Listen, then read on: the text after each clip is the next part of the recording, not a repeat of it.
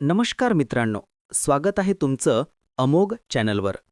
आज आपण बोलणार आहोत अशा ट्रेलरबद्दल जो केवळ एक सिनेमा नाही, तर इतिहासात कोरलेला अभिमान आहे. हा आहे 21 एका अशा सैनिकाची कथा ज्याने देशासाठी हसत हसत प्राण अर्पण केले. ही आहे कहाणी महाराष्ट्राच्या पुणेकर शूरवीराची, सेकंड लेफ्टनंट अरुण क्षेत्रपालांची. फक्त 21 वर्षांचा हा तरुण, पण छातीत सिंहाचं हृदय. 1971च्या भारत-पाक युद्धात त्याने दाखवला तो धैर्याचा, देशभक्तीचा आणि बलिदानाचा सर्वोच्च नमुना. ट्रेलर सुरू होताच एक संवाद ऐकू येतो. पुढचा परमवीर चक्र आमच्या रेजिमेंटमधूनच येईल. आणि त्या एका वाक्याने मनात उठते देशभक्तीची वादळं. तोच तो पुण्याचा रणवीर अरुण क्षेत्रपाल. धुरात, स्फोटांच्या आवाजात रणभूमीवर तो उभा राहतो. टँकच्या स्फोटात, शत्रूच्या हल्ल्यात तो आपला शेवटचा श्वास घेतो, पण देशाचं मस्तक खाली येऊ देत नाही. 10 पाकिस्तानी टँक उद्ध्वस्त करत त्याने इतिहास घडवला. त्यासाठी त्यांना मरणोत्तर मिळालं परमवीर चक्र. आणि भारताच्या इतिहासात कायमचे कोरले गेले ते नाव लेफ्टनंट तरुण क्षेत्रपाल, पुणेकर योद्धा. पण युद्धाच्या ज्वालांमध्येही माणुसकी हरवली नव्हती. ट्रेलरमधील एक दृश्य मनाला स्पर्शून जातं. अरुण आपल्या आईला सांगतो, "आई, मी रणांगणावर जातोय." आई डोळ्यात पाणी नाही, तर ओठांवर अभिमानाने म्हणते, "सिंहासारखं लढ रे माझ्या मुला."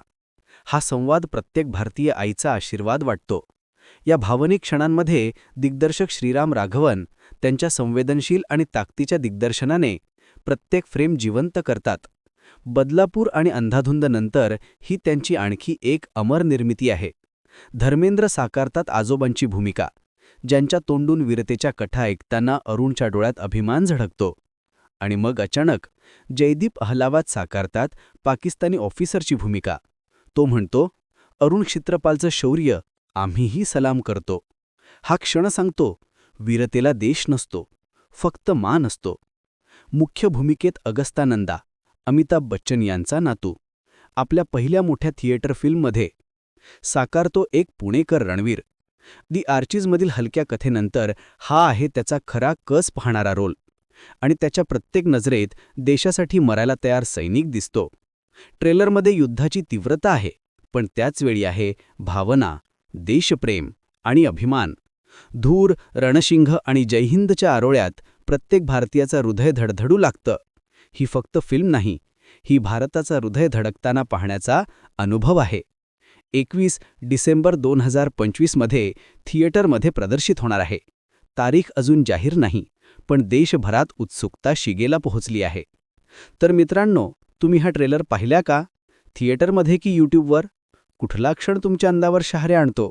कमेंटमध्ये नक्की सांगा. हा होता अमोघ चॅनलचा खास विश्लेषण. 21 एका पुणेकर वीराची अमर गाथा. देशासाठी प्राण अर्पण करणाऱ्या प्रत्येक सैनिकाला आमचा साष्टांग नमस्कार. जय हिंद, जय महाराष्ट्र.